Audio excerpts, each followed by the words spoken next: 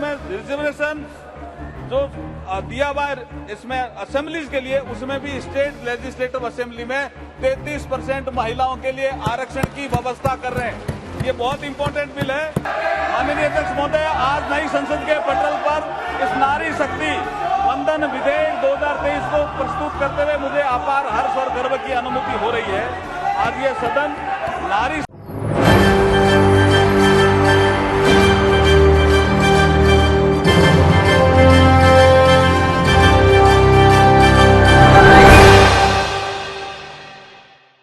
माननीय अर्जुन मेघवाल जी। धन्यवाद अध्यक्ष महोदय। मैं प्रस्ताव करता हूं कि भारत के संविधान का और संशोधन करने वाले the constitution 128th amendment bill 2023 यानी नारी शक्ति वंदन अधिनियम 2023 को सदन में पूर्व स्थापित करने की अनुमति दी जाए।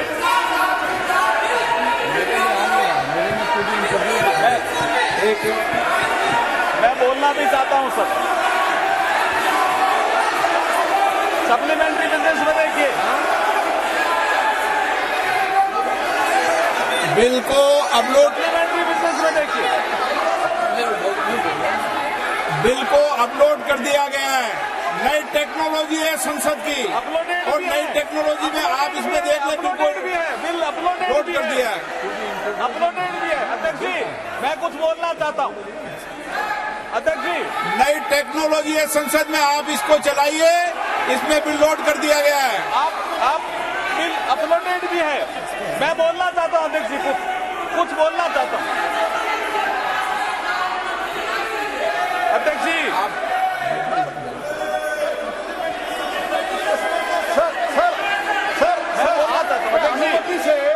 सर आपके अनुमति से सप्लीमेंट्री लिस्ट ऑफ बिजनेस निकाला गया है, और सप्लीमेंट्री लिस्ट ऑफ बिजनेस में ये जो बिल आया है वो अपलोड हुआ है। सर कृपया चेक करने के लिए बताइए, मेरा इतना ही निवेदन है।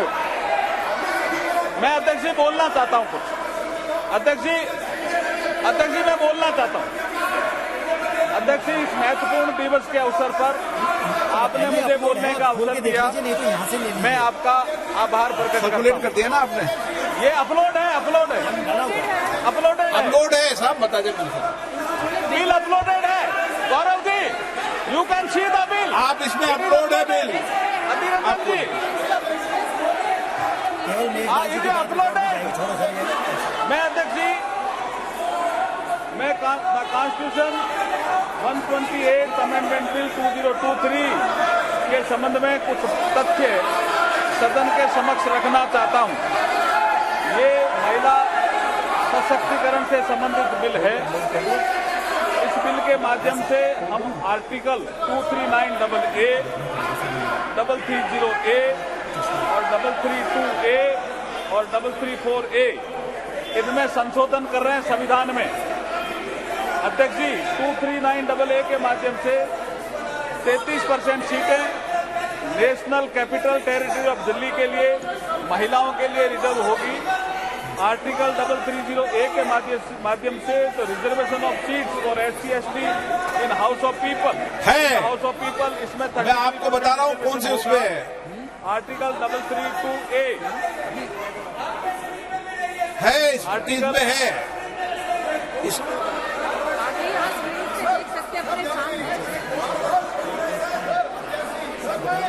I would like to clear them, sir. It is already uploaded, sir. Supplementary list. It is already uploaded, sir. We are able to see it. We are able to. Why they are not able to see it? Whether they are opposing the Mahila Reservation Bill, let them clarify, sir. It is there, sir. Let them understand, sir. It is already there. ये तो है, sir, already. मेरे अभी जो इधर रखा है tab, ये टैब में आ रहा है। You please try to understand the technology. हम आज भारत में डिजिटल इंडिया की बात कर रहे हैं। चेक करा दो गौरव जी, चेक करा दो कृपया। चेक करिए please, check mister Gaurav. Digital console में एसएमएस में भी है, चेक। ये मेरी स्क्रीन पर दिख रहा है, तो आप सबकी स्क्रीन पे दिख रहा है। आप चलो एक मिनट देख लो। सबके डेस्क पे है, उनको रिवाइज लिस्ट ऑफ बिजनेस में देखिए, रिवाइज लिस्ट ऑफ। अर्जुन जी आप कंटिन्यूस कीजिए। ठीक अध्यक्ष जी, इनको शांत कराइए। आप तो कंटिन्यूस कीजिए। अध्यक्ष जी, इतना महत्वपूर्ण बिल है, महिला सशक्तिकरण से संबंधित महत्वपूर्ण। अधीर जी सुनिए, 2 मिनट सुनिए, मैं वही बोल रहा हूं।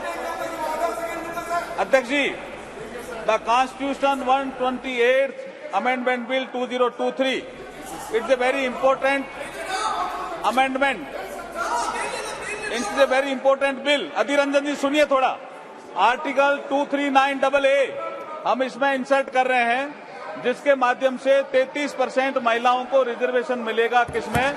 The national capital territory of Delhi. उसके बाद हम आर्टिकल 330A में अमेंडमेंट कर रहे हैं, जिसके माध्यम से लोकसभा में reservation of seats for schedule caste and schedule tribe, जो प्रावधान पहले से है उसी में ही हम 33% महिलाओं के आरक्षण की बात कर रहे हैं। उसी में हम 33% महिलाओं के आरक्षण की बात कर रहे हैं। एक आर्टिकल 332 है, जिसमें रिजर्वेशन जो दिया हुआ है इसमें असेंबलीज के लिए, उसमें भी स्टेट लेजिस्लेटिव असेंबली में 33% महिलाओं के लिए आरक्षण की व्यवस्था कर रहे हैं। ये बहुत इंपॉर्टेंट बिल है। और फिर आर्टिकल 334A में एक नया हम क्लॉज जोड़ रहे हैं, जिसके माध्यम से इस महिला रिजर्वेशन की जो अवधि होगी वो 15 साल के लिए होगी। उसकी यदि बढ़ाना होगा तो संसद इसको अधिकार होगा वो बढ़ाने का। मैं इसके माध्यम से कहना चाहता हूं, आपको एक समझाना चाहता हूं धीरजन जी। अभी जैसे 543 नंबर है, it is already there in the you can see in the supplementary list of the business, you can see in the supplementary list of the business. देखिए 543 नंबर है अभी, उसमें Baalu ji you can see now bill also in your hand, Baalu ji you can sit now. 1 minute Arjun ji, आज bill introduce हो रहा है, केवल कल बिल पर बिल डिबेट होगी जब आप अपने विचार रख करना। अर्जुन जी मेघवाल। हाँ अध्यक्ष जी, मैं इस बिल के माध्यम से जो परिवर्तन होने वाला है वो बता रहा हूं अधीर रंजन जी। अभी जैसे 543 हमारी लोकसभा की सीट है, जैसे ही ये बिल पास होगा, ये कानून बनेगा, उसके बाद वर्तमान में लोकसभा में जो संख्या जो कि सबसे ज्यादा है 82 महिलाओं की संख्या है, वो 181 हो जाएगी इस कानून के पास होने के बाद। कितना क्रांतिकारी कदम हम उठा रहे हैं, आप इसके समर्थन में नहीं हो क्या? आप बैठिए, एक बार बताता हूं मैं आपको, और इतिहास भी सुनिए कल्याण प्रदेश जी। ये सबसे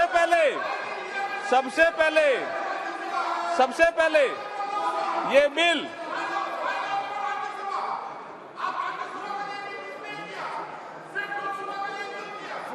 राज्यसभा में भी करेंगे हम। आप सुनिए कल्याण जी, राज्यसभा में बुलाएंगे। देखिए सबसे पहले ये बिल, मैं इतिहास बता रहा हूं उसका। सबसे पहले ये बिल सितंबर 96 देवेगौड़ा जी के समय आया, वो भी 11वीं लोकसभा में। उसके बाद दिसंबर 98 में माननीय अटल बिहारी वाजपेयी की जब सरकार थी तब आया, वो 12वीं लोकसभा में। उसके बाद दिसंबर 99 में अटल जी की सरकार थी, तब फिर आया 13वीं लोकसभा में। और ये जिसका जिक्र कर रहे हैं डॉक्टर मनमोहन सिंह जी के समय जो बिल आया, वो लोकसभा में नहीं आया, वो आया मई 2008 में राज्यसभा। यही यहां से षड्यंत्र की बू आती। और राज्यसभा में आने के बाद ये डिपार्टमेंट रिलेटेड स्टैंडिंग कमेटी में गया, और वहां ये बिल जब रिपोर्ट आई तो मार्च 2010 में 9 मार्च 2010 में राज्यसभा ने इसको पास किया। उसके बाद राज्यसभा ने कम्युनिकेट किया लोकसभा को, और जब रिपोर्ट किया तो लोकसभा के सेक्रेटरी जनरल जब इसको रिपोर्ट किया तो ये लोकसभा की प्रॉपर्टी बन गई। और 15वीं लोकसभा जैसे ही भंग हुई, अध्यक्ष जी 15वीं लोकसभा जैसे ही भंग हुई 18 मई 2014 को, ये बिल भी लैप्स हो गया और इन लोगों ने पारित नहीं किया, जानबूझ के पारित नहीं किया। मैं कॉन्स्टिट्यूशन का प्रोविजन पढ़ना बताता हूँ अधीर रंजन के लिए। अभी सुनिए, आप सुनिए द प्रोविजन। ये इसके बाद मैं अधीर रंजन जी देखिए आर्टिकल 107 अरे सुनो तो सही। मैं अध्यक्ष जी इसके बिल के प्रावधान में मैं देखिए माननीय अध्यक्ष महोदय, आज नई संसद के पटल पर इस नारी शक्ति वंदन विधेयक 2023 को प्रस्तुत करते हुए मुझे अपार हर्ष और गर्व की अनुभूति हो रही है। आज ये सदन नारी शक्ति को लोकसभा और राज्यसभा में 33% भागीदारी देने का साक्षी बनेगा। भारत के यशस्वी प्रधानमंत्री श्री नरेंद्र मोदी जी की सोच हमेशा से नारी को शक्ति स्वरूप मानने की रही है और माननीय प्रधानमंत्री जी के नेतृत्व में देश में आज वुमेन डेवलपमेंट से वुमेन लेड डेवलपमेंट की ओर तेजी से कदम बढ़ा रहा है देश। आज हर क्षेत्र में, चाहे वो अंतरिक्ष हो, सेना हो, पुलिस हो, खेल जगत हो, उद्यमिता हो, व्यवसाय हो, साहित्य हो, कला हो, महिलाएं प्रभावशाली नेतृत्व करके देश को गौरवान्वित कर रही है। आज हम प्रधानमंत्री मोदी जी के नेतृत्व में नारी शक्ति वंदन विधेयक प्रस्तुत कर सच्चे अर्थों में नारी शक्ति को उनका अधिकार देने जा रहे हैं। अध्यक्ष महोदय, हमारी संस्कृति में नारी को सदैव से शक्ति स्वरूपा माना गया है। हमारे श्लोकों में भी कहा गया है, या देवी सर्वभूतेषु शक्ति रूपेण संस्थिता, नमस्ते नमस्ते नमस्ते नमो नमे। अध्यक्ष महोदय, मैं इस अवसर पर भारत के संविधान निर्माता बाबा साहब भीमराव अम्बेडकर का एक कोट आपके समक्ष प्रस्तुत करना चाहता हूं। Quote unquote. बाबा साहब को किसी ने पूछा कि आप किसी समाज के उत्थान की प्रगति कैसे नापते हो, व्हाट इज द पैरामीटर कि ये समाज या देश, ये राष्ट्र उन्नति कर रहा है। तो बाबा साहब ने एक कोट कहा था, उसको मैं कोट अनकोट कह रहा हूं। उन्होंने कहा, I measure the progress of a community by the degree of progress which women have achieved. महिलाएं अगर किसी देश में प्रगति कर रही है तो मैं समझता हूं कि वो समाज, वो राष्ट्र प्रगति कर रहा है। ये बाबा साहब ने कहा था। अध्यक्ष महोदय, मैं इस अवसर पर भारत के संविधान के शिल्पकार बाबा साहब भीमराव अम्बेडकर जी को इसलिए भी याद करना चाहता हूं कि 25 नवंबर 1949 को बाबा साहब ने कहा था इसी सेंट्रल हॉल में, जिसमें आज लास्ट फंक्शन हुआ, कि हम एक ऐसे युग में प्रवेश कर रहे हैं कि हम राजनीतिक क्षेत्र में तो समानता होगी, लेकिन सामाजिक और आर्थिक क्षेत्र में समानता नहीं होगी। इसको कौन दूर करेगा? आने वाली सरकारों का ये इसका काम होगा। लेकिन ये नहीं कर पाए जो सरकारें आई। लेकिन जब प्रधानमंत्री मोदी जी आए 2014 में, तो जन धन अकाउंट आया, एक महिला के अकाउंट, एक के अकाउंट नहीं, ये असमानता थी। अध्यक्ष महोदय, पीएम आवास, एक के घर कच्चा, एक के पक्का, ये असमानता थी जिसकी ये बात अधीर रंजन की कर रहे थे। एक के घर शौचालय, एक के घर शौचालय नहीं, ये समानता थी। एक के घर बिजली, एक के घर बिजली नहीं। एक के घर गैस, एक के घर गैस नहीं। एक के घर नल से जल और एक के घर नल से जल नहीं।